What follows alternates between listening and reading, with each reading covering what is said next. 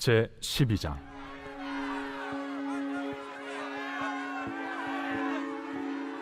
이러므로 우리에게 구름같이 둘러싼 허다한 증인들이 있으니 모든 무거운 것과 얽매이기 쉬운 죄를 벗어버리고 인내로써 우리 앞에 당한 경주를 하며 믿음의 주요 또 온전하게 하시는 이인 예수를 바라보자.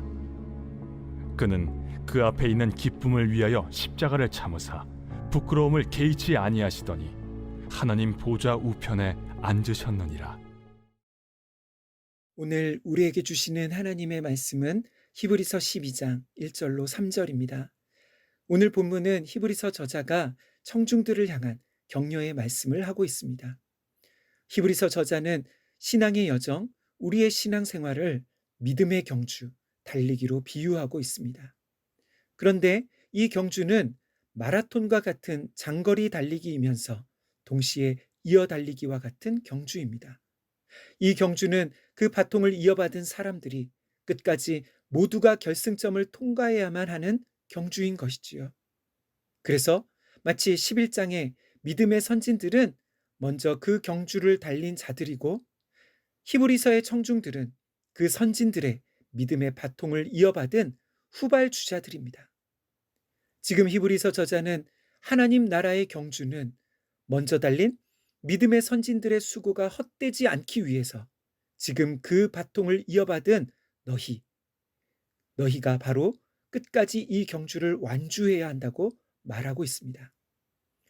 히브리서 청중들에게 이 경주는 쉽지 않았습니다. 지금 이들의 상황은 그들의 기독교 신앙으로 인해 고난과 박해의 상황에 있었습니다. 그래서 포기하고 싶은 마음이 가득한 것이지요. 다시 예전의 유대교 신앙으로 돌아가면 박해가 사라집니다.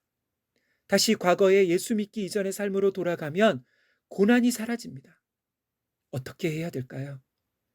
히브리서 저자는 포기하지 말아라. 너희는 이 경주를 끝까지 달릴 수 있다. 힘을 내라고 말씀하고 있습니다. 그러면서 이 믿음의 경주를 잘 달릴 수 있는 세 가지 비결을 가르쳐 주고 있습니다. 첫 번째는 우리에게 구름같이 둘러싼 허다한 증인들이 있다는 것을 기억하는 것입니다. 이게 무슨 뜻일까요? 앞에 11장에 믿음의 선진들은 우리의 모델과 같습니다. 먼저 이 믿음의 경주를 달린, 그래서 이 경주를 완주하는 것이 가능하다는 것을 보여준 모델들인 것이지요. 구약 성경에는 그런 우리의 믿음의 모델들이 구름같이 많습니다. 우리만 힘든 것이 아니라 그들도 쉽지 않았습니다. 그들의 상황과 환경도 좋지 않았습니다. 믿음의 조상 아브라함은 어땠지요? 그는 하나님의 약속과 부르심을 받았지만 두 번이나 자기 아내를 누이라고 속여 공경에 처하게 했던 사람입니다. 요셉의 삶은 어땠습니까? 요셉은 형들에게 팔려 종의 신세가 되었고 그곳에서 정직하게 거룩하게 살려고 했더니 감옥에 들어가게 되었습니다. 모세는 어땠나요? 부모가 그를 키울 수 없어서 나일강에 던져야 했습니다. 그러나 하나님의 섭리로 그의 나이 80이 되어서 그는 하나님의 사명을 감당하게 됩니다. 사사기의 기드온은 겁이 많은 사람이었지만 300명의 용사로 수많은 적들을 이겼습니다. 입다는 기생의 아들이었습니다. 이런 수많은 구약의 믿음의 선진들은 좋은 환경에서 평탄한 길을 걸었던 게 아닙니다. 그들도 우리와 같이 자기 안에 수많은 연약함이 있었습니다. 그런 악조건 속에서도 이 믿음의 경주를 달린 것이지요. 그래서입니다. 히브리서 11장에 믿음의 선진들의 삶은 우리를 주눅들게 하는 말씀이 아닙니다. 지금 히브리서 저자는 옛 언약 아래에서 이렇게 믿음의 경주를 달릴 수 있었다면 새 언약의 은혜 가운데 살아가는 너희는 더 잘할 수 있다는 것이지요. 두 번째는 모든 무거운 것과 얽매이기 쉬운 죄를 벗어버리는 것입니다. 달리기를 하는 경주자는 달리는데 장애가 되는 모든 것을 벗어버려야 합니다.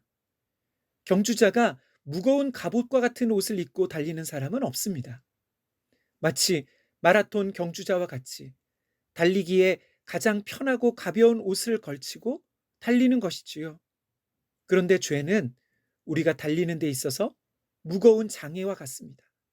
이것을 벗어야만 잘 달릴 수 있는 것이지요. 죄를 벗어버린다는 것은 회개를 뜻합니다. 신앙생활 가운데 죄를 짓는 그 순간, 깨닫는 순간, 즉시 회개하는 것입니다. 그 죄의 자리에서 떠나는 것이지요. 또 우리가 믿음의 경주를 달리는데 장애가 되는 것은 무엇이 있을까요? 이 세상을 향한 집착, 그리고 영적 게으름과 같은 것이 있습니다. 우리의 분주한 세상 삶으로 인해 삶이 고되고 힘들어서 쉬고 싶은 마음이 가득한 것이지요. 그래서 예배의 자리로 나오는 것이 쉽지 않습니다. 기도의 자리로 나오는 것이 쉽지 않은 것이지요. 그러나 힘들어서 그 자리에 주저앉아 있으면 어떻게 될까요? 다시 일어나 달리는 것은 더 힘든 것이지요. 무엇보다 영적인 무지함은 믿음의 경주에 가장 큰 장애와 같습니다. 히브리서 청중들도 마찬가지였습니다. 그들은 이제 선생이 되어야 할 때가 되었지만 여전히 젖을 먹어야 하는 어린아이와 같은 신앙의 초보 단계에 머물러 있었습니다. 왜 우리가 말씀을 읽고 묵상하고 또 공부해야 할까요? 영적 무지함의 상태에 머물러 있는 자는 이 치열한 전투와 같은 믿음의 경주를 달릴 수가 없기 때문입니다. 마지막으로 세 번째, 가장 중요한 비결입니다. 그것은 바로 믿음의 주요 온전하게 하시는 이인 예수를 바라보는 것입니다. 믿음의 주라는 뜻은 믿음의 창시자라는 의미입니다.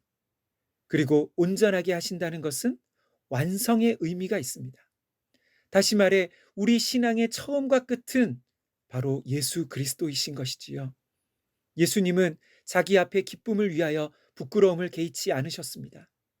예수님은 그분의 십자가를 통해 구원 얻게 될 영혼들을 생각하시며 그 모든 수치와 고난을 참으신 것이지요.